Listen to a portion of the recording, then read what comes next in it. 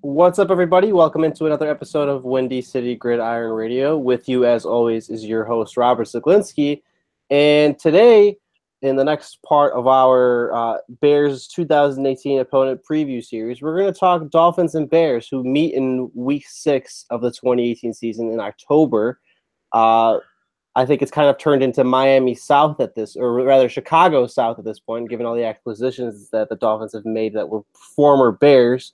And we're talking to Kevin Nogle of SB Nation's The Phinsider to break everything down. Kevin, thanks for joining me. Absolutely. Thanks for having me. Kevin, I just kind of alluded to it there. Jay Cutler is out after one season in South. Thank goodness. Thank goodness. Ryan Tannehill is back in. So I'd venture to say that that's probably the story or the most important part of Miami's offseason, correct? Yeah, it should be. It should be. Go ahead. No, I was just saying it's not the storyline that the national media likes to lead with, because they're running with this, there's been evacuation of the team with Jay Ajayi, Jarvis Landry, and Ndamukong Suh, Mike Pouncey, all these guys leaving. But yeah, I think that really when the season is done, I think the real story is going to be Ryan Tannehill being that team's quarterback again. I was going to ask, how is his recovery coming along? Is it reasonable to see him starting Week 1? I mean, how many more hurdles does he have? Because I think he tore his ACL in December of 2016, right? Right. He initially tore it in 2016. It was a partial tear.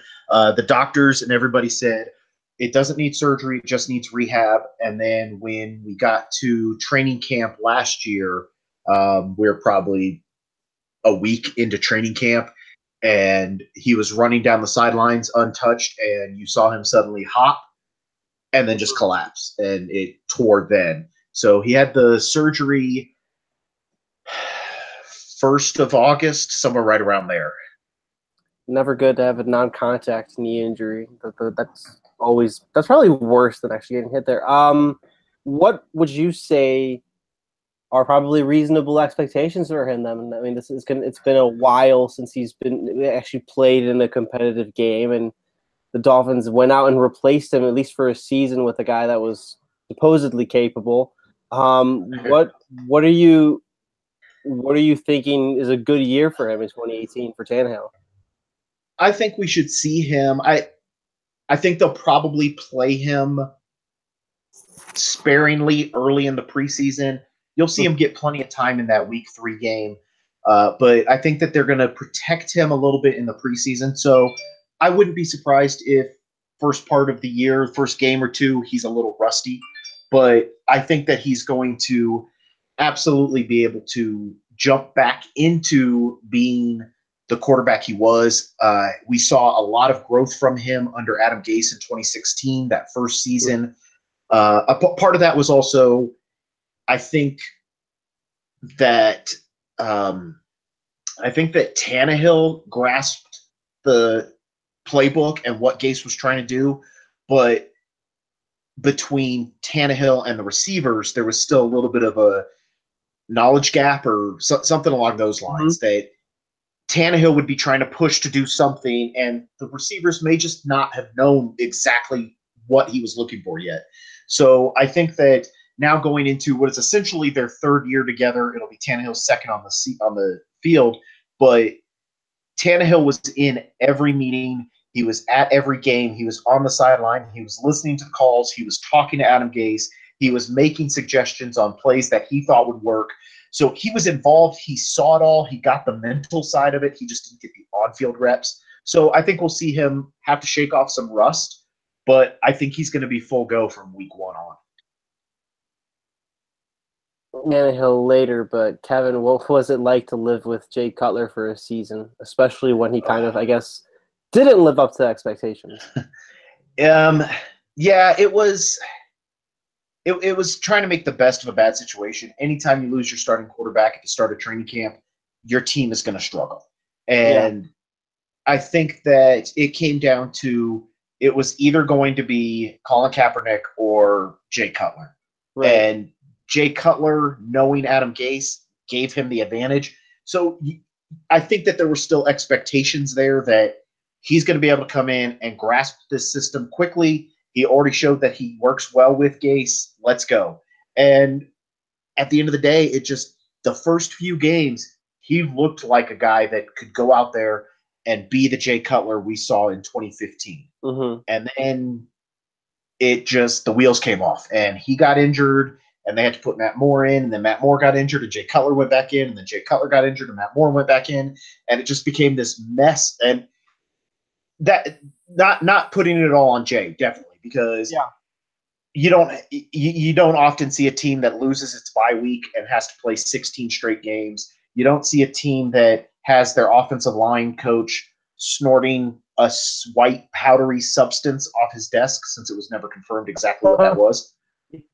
You don't have a team that has their starting middle linebacker get lost in preseason. The guy that moves over to replace him then goes AWOL for the first game. So there's just so much that happened last year that was just crazy. But yeah, Jay Cutler definitely reverted back to the player that frustrates you because you know he has the talent and it just for some reason doesn't come together. Yeah, I'm more than familiar with that player, Kevin. For 9 years. I can't imagine why. Yeah, I can't imagine why. So that's a good lead-in into the next question. I'm going to guess your answer is no, but I want to hear it. Taking a quarterback in this year's draft, maybe even with their first-round pick, in your mind? I'm a guy that I'm okay with. You take a quarterback every year in 3, 4, 5, 6, somewhere in there. I don't think that they should have taken a quarterback in the first round. I know there was all kinds of talk about it, and I think that the Dolphins did that on purpose. I think they made sure that it got leaked out that Miami was looking at quarterbacks because they wanted teams to trade up in front of them so that one of those defensive players would fall back. And I think the draft played out exactly how the Dolphins wanted. I don't think that they were targeting Minka. I think they were actually looking at Roquan Smith because they thought Minka Fitzpatrick would already be gone. Right. But when he fell all the way to them, I think at that point it was just an automatic pick up the phone and make the call. So I think that, and we saw this week it came out in the papers that every time the Dolphins would meet with a quarterback or that news was coming out that, they liked a quarterback at the scouting combine or whatever, before any of that happened, Adam Gase would call Ryan Tannehill and tell him, hey, look, this is going to come out. You're still our quarterback. We just want you to know from us, not seeing it on Twitter or not seeing it in the news, you're still our quarterback. We're just talking to these guys. That's a pretty elaborate smokescreen there. Yeah, I think they did a really, really well planned out, well thought through smokescreen to make sure that, and I say that with the caveat that if Josh Rosen or Baker Mayfield had magically fallen to number 11, that they would have made that decision. I think that they probably, and Baker was probably the guy they really would have pulled the trigger on no matter what. Mm-hmm. But I don't think that they really, all the talk of trading up to number 2 or to number 6 or you guys at number 8, I don't think that was ever a realistic option for the team. I think they were just trying to get information out there to try to get other teams in front of them and get one of those defensive players. Yeah, just more of a the top. If one of the top quarterbacks were there, then it's not an opportunity you can pass on. Otherwise, you're going to upgrade your roster elsewhere. Makes sense to me. Yep. This is something that I've seen, I guess. I mean, Twitter is not always the most reliable source, of course, and neither is the football media, especially in the offseason. But I've seen the Dolphins' plan be oft criticized in the past few months because as if they don't really have one. I think that's that's the nicest way I can put it. Right. Trading for someone like Robert Quinn, getting an abundance of slot receivers. Do you agree with that sentiment? Do you think, or are they stuck in purgatory? What's the deal here, Kevin? I think going into his third year, and this is the normal time for most coaches, but going into his third year, Adam Gase wants the roster that he wants. He wants his team on the field now. And I think that's what we saw. And a lot of the national talk about the Dolphins focuses on all those players that they lost. It's all about them. And then they point out that, and then they went and got older by getting Frank Gore. Somehow adding Frank Gore makes the Dolphins bad. And it's really weird. I think they do have a plan. I think they are trying to get younger. I think that you do add Frank Gore, but you also have Kenyon Drake and the drafted Kalen Ballage, who make you a young running back core. Mm-hmm. You have Danny Amendola come in there, sure, but Albert Wilson is a young guy. Most of the Dolphins receivers are second, third year guys. So they're a young group. So Danny Amendola comes in there and gives you that veteran presence. The offensive line is young. You have young tackles. So what did they do? They went and got a guy like Josh Sitton to come in there and go, okay, I'm the veteran guard. I will lock down this left side with you, Laramie Tunsil. I think that they really wanted to keep Mike Pouncey, but when the trade for Daniel Kilgore became a possibility and the 49ers made that phone call, the Dolphins did not expect to make that trade. But when he became an option, they went, well, let's get him because that gets us a guy who can be a starting center, and we know the injury history of Mike Pouncey. When Mike Pouncey said no, he won't take a pay cut, he wants to be released, that's when the Dolphins made that release. So I don't think that was the same thing of we have to move on from J.J. or Jarvis Landry or the giant contract of Ndamukong Suh. I think that was just a circumstances fell in their favor of we can get a guy that can start at center because Mike Pouncey is not the Pro Bowl Mike Pouncey anymore. He is a solid starter, but his contract was way more than what a solid starter should be getting. Exactly. I was going to say, if I said to you and you had a gun to your head, what would you say is the year that the Dolphins are finally, if say everything works out with Ryan Tannehill and the plan that they do have that you just laid out with the younger receivers and with Pouncey and everybody else in company, that the Dolphins are a real contender again, if at all? I think this year is probably pushing for a wild card again. I think that if they hadn't lost Tannehill last year, they'd be well on their way to trying to challenge the Patriots. But I think that you basically are resetting now. So I think this year is probably pushing for that wild card. Whether or not they make it, I don't know. I have them probably 8-8, 9-7, somewhere around there. Just because I think Ryan Tannehill is 2 to 3 wins better than Jay Cutler. So that gets you to about 9-7. They could make a run and surprise some teams and make it to double digits and be the locked-in wild card, but I think probably 9-7 and pushing for wild card this year. So that would put them probably maybe about the same in 2019, and then probably around 2020, I think, is where you're probably and there's a lot of talk on Twitter and stuff about how sad it is that the Dolphins are just waiting for Tom Brady to retire. But at the end of the day, we had Dan Marino for 17 years. There were teams that were just waiting for Dan Marino to retire also. Yeah. So when you have that generational starting quarterback, you end up with we're waiting for him to retire type of situation. I think they can challenge in a couple years. If Brady retires, it might be sooner. But yeah, I'd probably say another 2 years probably. Hey, Kevin, again, I can relate. The team I cover has been in a division with 2 straight Hall of Fame quarterbacks. So I've been waiting for. I'm a younger person, but Bears fans and those who cover the Bears have been waiting for literally a quarter century. So again, I can perfectly relate.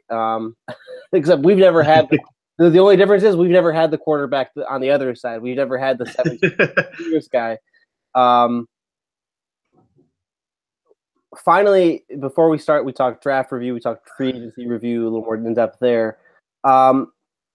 So we mentioned earlier this is the third year for Adam Gase, make or break type of year. He's trying to kind of really set himself apart has he lived up to your expectations thus far? Are you pleased? Are you getting Are the Dolphins getting what you thought of Gase? And if not, where should they improve, or would you like to see them improve? I think they are in terms of how he can build Ryan Tannehill. We saw it in 2016. We saw Tannehill ending the year with his career.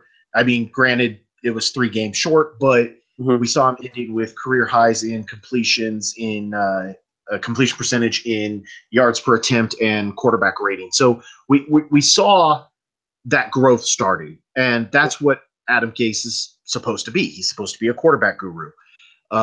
So you did start to see that. I think that this year, I think he learned a lot about himself last year.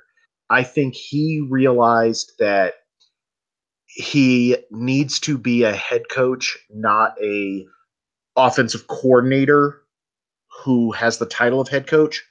So I think you saw a lot of changes on the coaching staff in order to bring in guys that are more established in that type of role, whatever position they're filling, so that it frees him up a little bit. That said, Adam Gase is still going to be the play caller on game day for the offense. He still focuses on the offense during practices and lets the defense do what the defense needs to do. Mm-hmm. But I do think that he is learning about himself. The good thing is Stephen Ross has proven to be an owner that allows a coach time to figure it out. And it hasn't worked with Tony Sparano, and it hasn't worked with Joe Philbin. But I think that Adam Gase gives him the hope that, yeah, even if this year doesn't gel as we think, and even if it is a 6-win season like Las Vegas seems to think it'll be, Adam Gase has the potential still there and is developing into the coach you want him to be. Yeah, I mean, if he's a younger guy too, it's kind of where you're going to be not only where there's more of a patience from ownership in general, but you're going to be more patient with the coach that's, I guess, would you say he's still learning on the job in a way?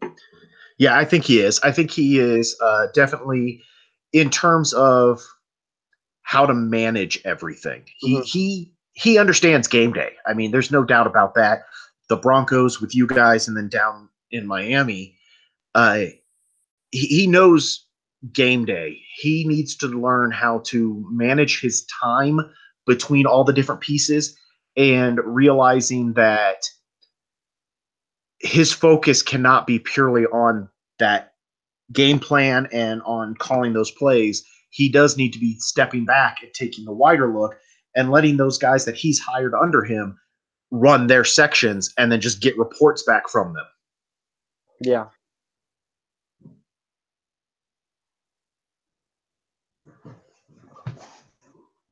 On that note, let's talk free agency. And as I mentioned, it's not necessarily Chicago South, and I just say that jokingly because Cutler last year, and then now Josh Sitton comes in. But it was an active 2018 free agency period for Miami. We mentioned Albert Wilson. There's Sitton. There's Amendola. There's the older Frank Gore. There's even Brock Osweiler, which is kind of funny to me, actually looking at right now on Spot Track. What are your expectations for the Dolphins free agency class, and who do you think makes the most immediate impact, especially in 2018, Kevin? Sitton probably, because the guards were so bad last year, and that's been the weakest thing. The Dolphins have for a long time gone with the attitude that you don't need guards, you need tackles that can play guard. And I think this year they finally went, okay, we need guards. So you see Josh Sitton coming in, Jesse Davis, who played basically all along the offensive line last year and has gone from an undrafted rookie, now will be the starting right guard, and he actually looks really, really good. But I think Josh Sitton will probably be he probably will be the top free agent addition at the end of the day. That said, you have guys like Danny Amendola and Albert Wilson who are playing the skill positions that'll probably get more notoriety. But I think that a guy like Josh Sitton it's funny because it does have the Bears tie, but I do honestly believe he's probably the guy that comes in there and solidifies that team the best. He'll be playing next to Laramie Tunsil, who will get his second year at left tackle now. And then Daniel Kilgore, for whom the Dolphins traded this year, will be at center. So there's some experience in the middle of the line. Laramie Tunsil should be growing into it. So, yeah, I think that's probably where you see it. And just to throw this out there, you aren't that far off on it being Chicago South because Dow Logans is the offensive coordinator now. Good luck. Eric Stutesville. I don't know how to say his name, but he's running backs coach, and he was with the Bears back in the late '90s, wasn't he? He was with the Bears in the late '90s and early 2000s when they So a blip. Yeah. So there's definitely an ability, and I bet you if I go through their coaching staff and roster, I can find more too. Because there's definitely a Chicago and Denver flavor to the Dolphins. Huh? I wonder where Adam Gase previously coached. Yeah, no idea. Couldn't tell you. With Wilson's and Amendola's additions, this was kind of interesting to me to think about. Who is the Dolphins' number one receiver? Because there's still Devontae Parker there, Kevin. Who's the Dolphins' number one? I think that at the end of the day, Adam Gase definitely wants to spread the ball around more. Mm-hmm. But I think at the end of the day, you're going to see Kenny Stills probably be the number one guy. I think they want Devontae Parker to be that number one guy. His problem is not a talent issue. It's not an attitude issue. If he strains a hamstring and it's at 90%, he doesn't play up to his potential. He does not know yet how to be that professional and play through pain. Mm-hmm. So that's the Dolphins are focused very heavily on let's get him healthy. Let's teach him how to do this. Let's get him through this problem. So I think that, and I would not be surprised if rookie tight ends have typically not been great producers in their first year, but I wouldn't be surprised if in a year or so, the Dolphins' biggest receiving threat is actually Mike Gesicki, who they drafted in the second round this year, because he's that big-bodied tight end that they have been missing forever. Yeah, someone you kind of build around in the same way that the Patriots have done with Gronkowski or the Chiefs with Kelsey. Not in the way of a number one slot guy on the outside, but someone in the middle. Okay, I can understand that. That's a nice lead-in towards the draft. So I have the Dolphins' draft history. I think in terms of overall depth and talent at the top, this was one of the better draft classes. Like I think across the entire league, across all 32 teams. What's the feeling with the addition of Minkah Fitzpatrick, with Gesicki that we just discussed, Durham Smith? That's another guy you can talk about with double tight end sets, and you even touched on Kalen Ballage, who was one of my favorite running backs in the draft. So what's the feeling here with the impact of this class? Is this the core of the Dolphins being finished? Yeah, I think it really is because, like I said, they're trying to get younger while having some veterans at the top that can. Danny Amendola can pass along, hey, this is what we did with the Patriots, and that has some weight to it. So there's pieces there, but I think that Minkah Fitzpatrick definitely comes in. They've been playing him at strong safety, free safety, and nickel cornerback so far in OTAs and minicamp. I think he ends up settling in primarily as a free safety, which is what the Dolphins need. And then he's a tight end coverage. And if you go to a big nickel, you can put Rashad Jones and TJ McDonald back there at safety and slide Minkah over to a cornerback type position. And so, there's a lot of options with him. Gesicki and Smythe, I think, will be two great additions. Gesicki obviously is more of a pass catcher, Smythe more of a blocker. But I think that I think you see the Dolphins try to get Gesicki blocking more and they get Smythe catching more. So I think that you do see the 2 tight end set that Adam Gase really, really wants. Jerome Baker, the 3rd round pick. He probably needs a year to develop, but I wouldn't be surprised if he is pushing for playing time this year. He is more of a coverage linebacker, which the Dolphins have struggled forever on covering tight ends. And when you have Rob Gronkowski in your division, that's a really bad position to struggle covering. So I think that's where you see him. And then Kalen comes in right now, probably the 3rd running back on the depth chart, but he's the guy that develops behind Frank Gore, eventually replaces Frank Gore. And Adam Gase has talked about every year that he doesn't like a workhorse running back. He likes a platoon of running backs that you're always keeping guys fresh and rotating them in. So I think that's where he fits. 6th round was Cornell Armstrong, and then 7th round was Quentin Poling. Both of those guys may be practice squad guys this year. They could, if they do special team stuff, they could be late roster guys, but that's probably where they are. And then the final pick was Jason Sanders, kicker. The Dolphins also signed an undrafted free agent kicker, so there is a competition there. One of those 2 obviously will make the roster and will have an impact because they're the only kicker on the roster. But yeah, so that's the draft. I really think that they did really well with those first 5 picks, all of whom should have playing time and see an impact this year. And then, like I said, the 2 practice squad guys and a kicker. That's one instance where the Bears actually rated the Dolphins with Cody Parkey. I think I actually talked to you about that too. Just a solid kicker, nothing really so special. I'm looking at the history, and I kind of wanted to touch on these 2. The Dolphins' current starting tackles. So with one, it's Laramie Tunsil, 2016 first-round pick, fell because of an unfortunate unfortunate is a nice way of putting it, that arose literally minutes before the draft. I think it was fortunate. Oh, fortunate. Okay, yeah, fortunate. It seemed fortunate for us. Oh, very fortunate for Miami. Yes. And then Jawan James, who I remember seeing speculation that the Dolphins wouldn't pick up his 5th-year option, 2014 first rounder, but he ended up actually coming back. This is a guy who's had a lot of injury issues. So let's start with Tunsil. I think it's fair to say he hasn't put it all together yet. I mean, this is a guy that was seen as like a solid franchise bookend. Again, like someone that the Dolphins were very fortunate to get. But he hasn't played up to that potential yet. Why not, Kevin? And is this kind of the year where he starts to play like the All-Pro he was touted originally having been?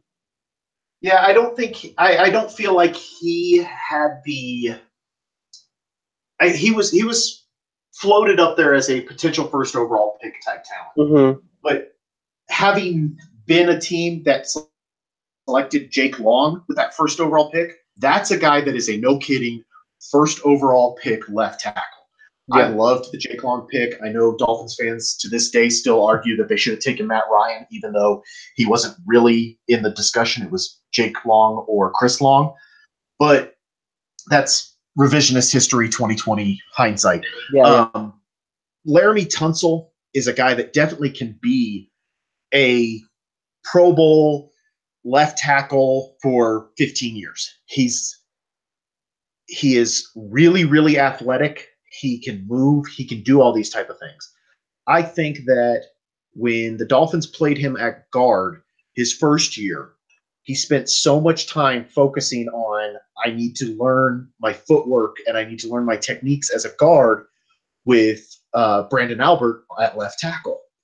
So when they moved him back to left tackle this year, or this past year, I won't say he was lazy, but I think he expected all that natural stuff that he had done in college to just come back to him. And the speed of the game is a little different from guard to tackle. I mean, obviously from college to pro, it's big, but the speed is different. Suddenly you're facing that defensive end that you're out there on an island. And I don't think that he was quite ready mentally for that change back to left tackle.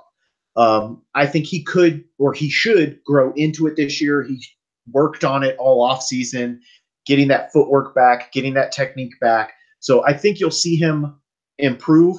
Will he be a Pro Bowler this year or ever? I don't know. I think he has the talent. I think he should be there.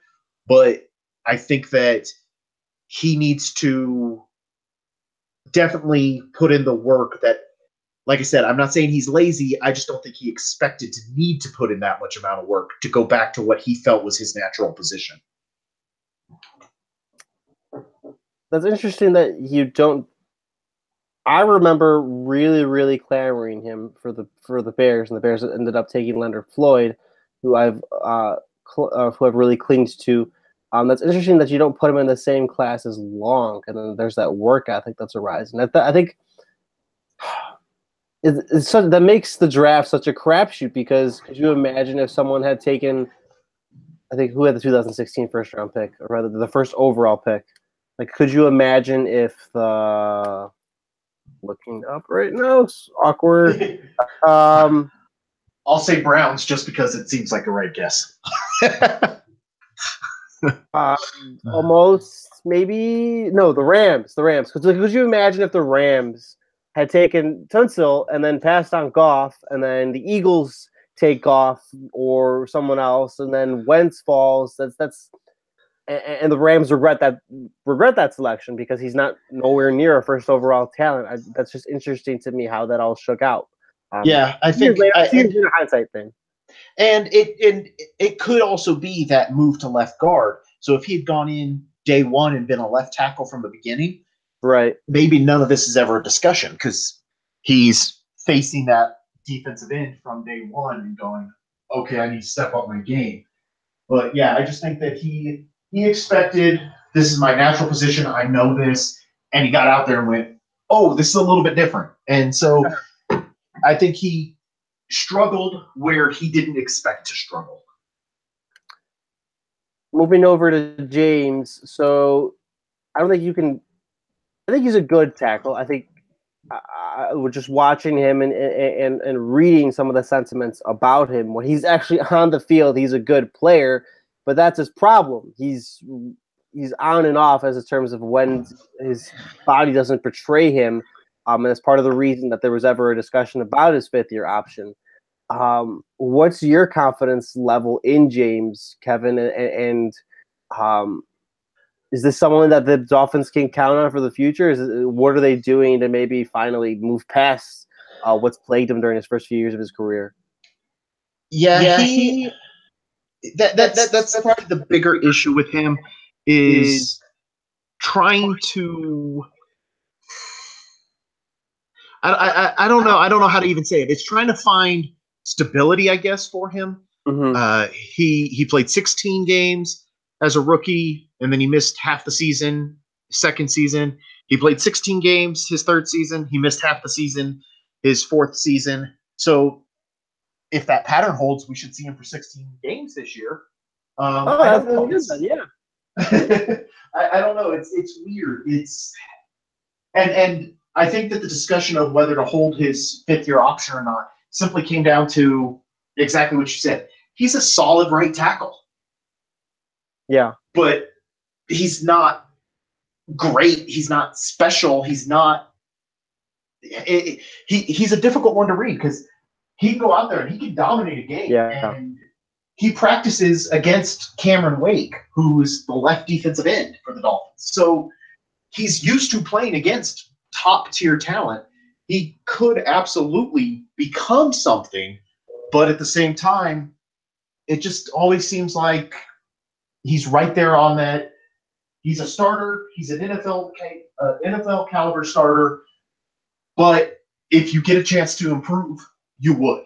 And I think that's what the Dolphins did this year. Is they went, do we have a shot at improving that position? And they looked around at the free agency and they looked at the draft and they just went, no, okay, so we'll bring him back. And that's, I think, why that talk of they may not keep that option. That's sound logic. Unless you have to. He's still young. He's still developing. He's still growing and solidifying a right guard next to him in Jesse Davis. That could be the answer, and maybe he turns into something a little bit better. I also wouldn't be surprised if the Dolphins let him go in free agency next year and then decided to move Jesse Davis out to right tackle. So there's options there. He's a weird one to try to read and evaluate on exactly what the Dolphins are thinking or what his future could be. Let's move to the grand finale here, Kevin. So Dolphins and Bears meet in Week 5 of this season. We'll just summarize this in 2 points. So, what is one area that the Bears should be worried about with the Dolphins? That this specific Bears roster and new coaching staff with Matt Nagy should be worried about with the Dolphins, in your mind? Perhaps that's also an aspect that nobody has thought of. Any angle you want to take, obviously.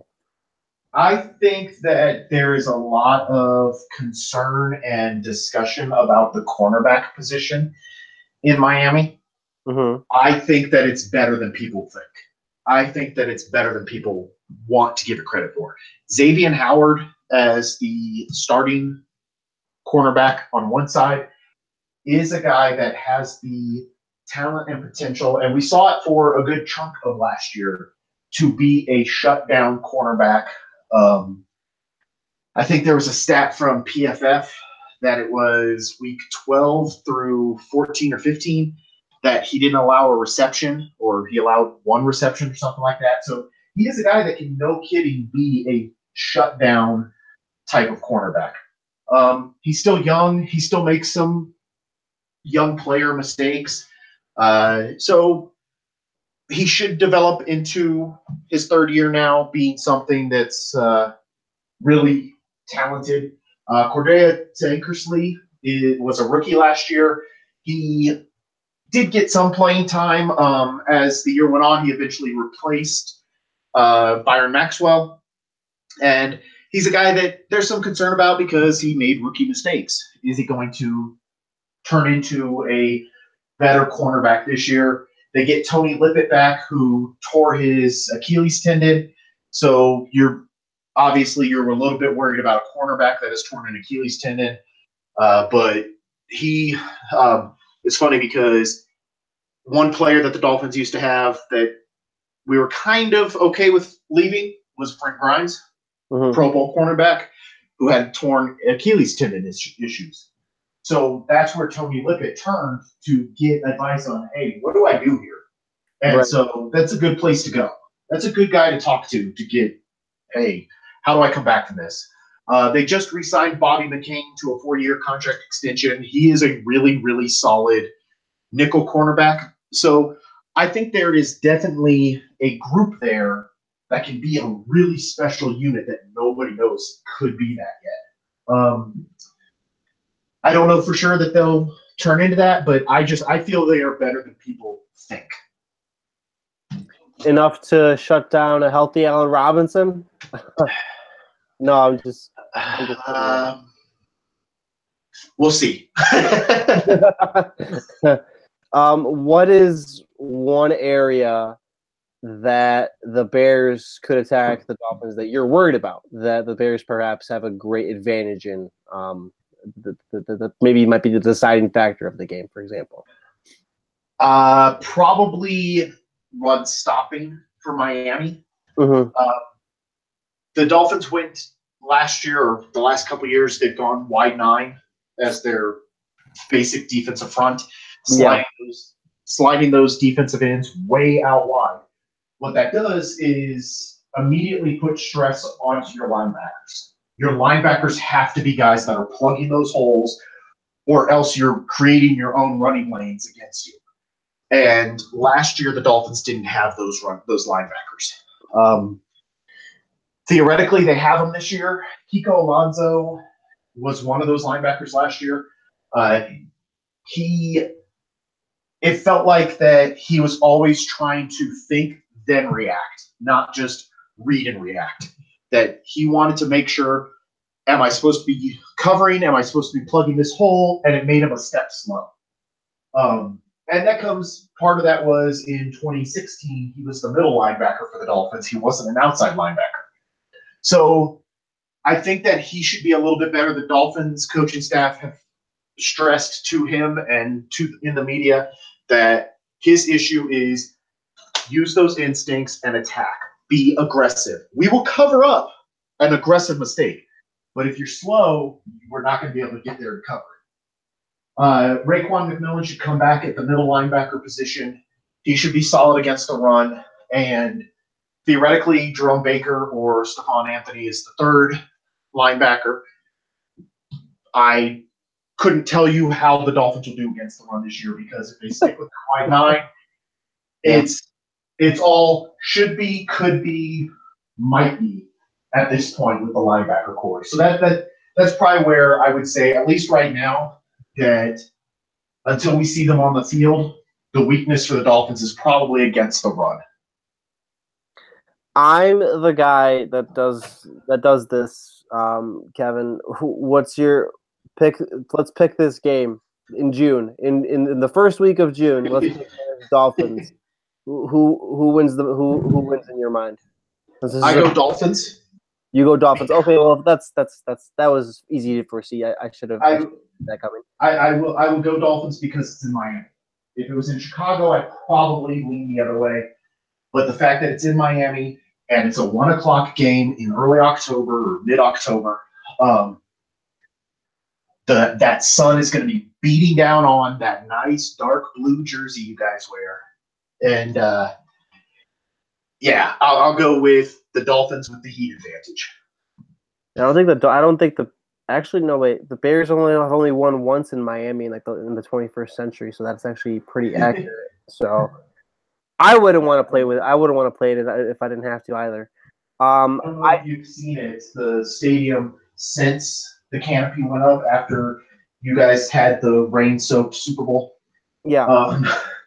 The canopy, the way they designed the canopy is the stadium or the field is open air, straight up open air. But that 1:00 sun is coming over the stadium to the point that basically midway from the field back to the Dolphin sideline is completely in shade. Then down the end zones are fairly well in the shade. The opposing sideline and the first 15 rows behind the opposing sideline are just beating in the sun. It just beats on that sideline. Now that I say all that, watch it be cloudy and rainy or something. I understand doing that for – that's actually pretty good home field advantage built in. I understand doing that for the other team. But what about the fans that are sitting there? What about the people that don't want to sit in 100 degrees and the sun beats down on them? Come on. They should pick seats on the other side of the stadium. I guess that makes sense. It's really well done the way they do it. Then obviously Miami always wears white at home. Yeah. During day games for that specific reason. Kevin, I'd like to finish with one non-football question / discussion for each podcast. Since it's the summer and since organized team activities and mini camps are wrapping up for everyone in the league this week, what is your favorite summer movie of all time? What is the greatest summer movie of all time? Depends on how you go with that. Yeah. Good summer movies. I think lately I've been way too into the Marvel, DC, obviously more Marvel kick. Right. So probably one of those, but that's a really good question.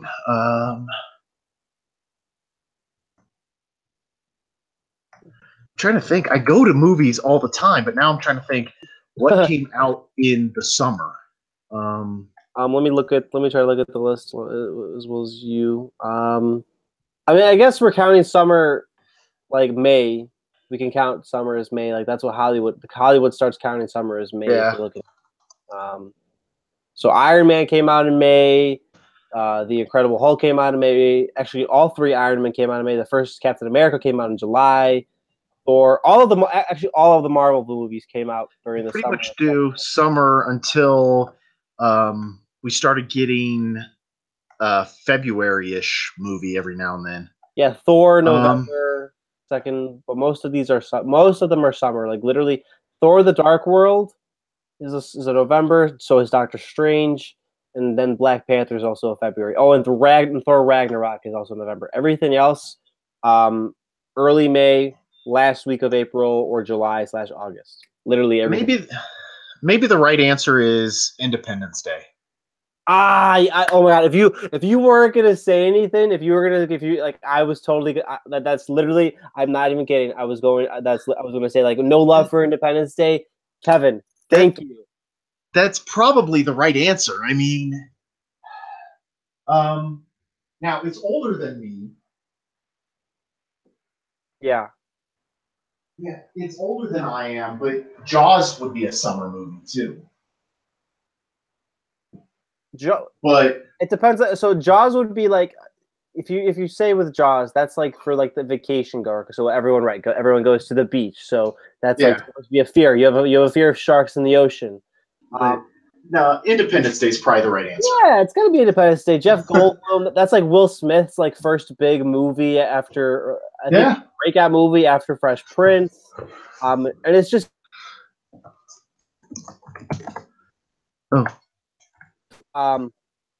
Like none of it really makes coherent sense, and it's just cheesy as all hell, but it's still awesome. And the president's speech before they start the final battle, like it's perfect. It's perfect for just turning your brain off and watching humanity like win a fight against aliens. Like it's just perfect.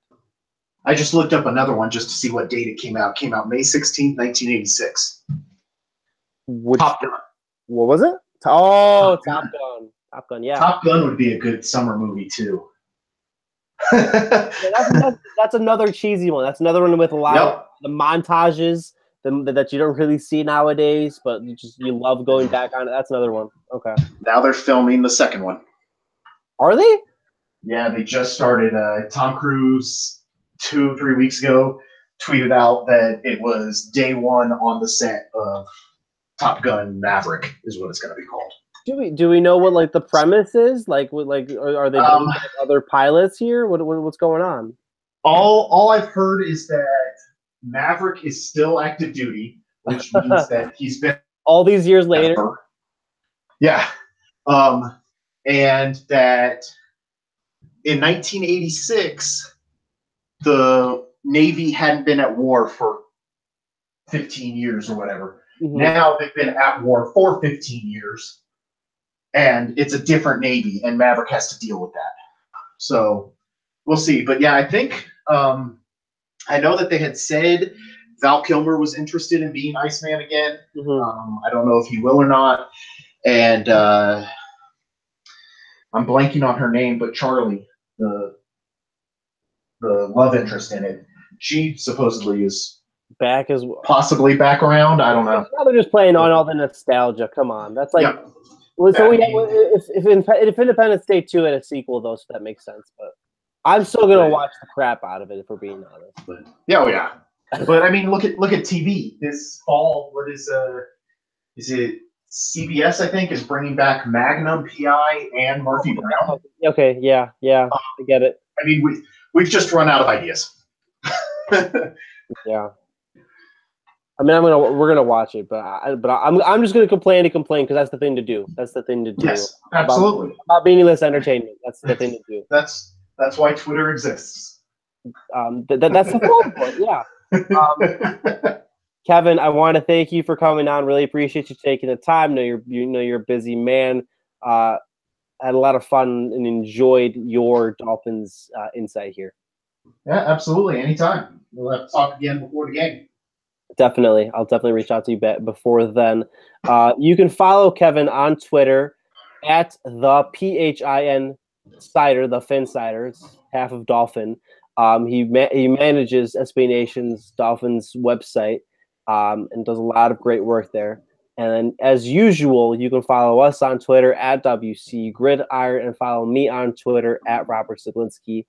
As always, summer is finally kicking off, everybody. I hope you enjoy it. And as always, stay classy.